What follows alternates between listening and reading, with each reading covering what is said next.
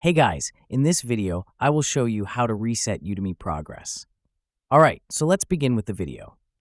First, go to the Udemy website and log in into your account. Once you're logged in successfully, navigate to the My Learning section. This is your personal dashboard where all your enrolled courses are listed. Scroll through your list of courses until you find the one you want to reset. Click on that course to open its course overview page, where you'll see all the lessons, videos, and materials included. Udemy tracks your learning progress using checkboxes or progress bars beside each lecture. To reset your progress, you'll need to uncheck these boxes manually. Doing so tells Udemy that you wish to mark the content as new again, allowing you to start fresh from the beginning. This process is especially helpful if you want to relearn the material, prepare for a professional milestone, or simply ensure you've understood every concept thoroughly.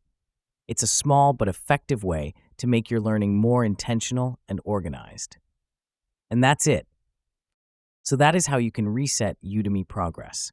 So that's all for this video. Thanks.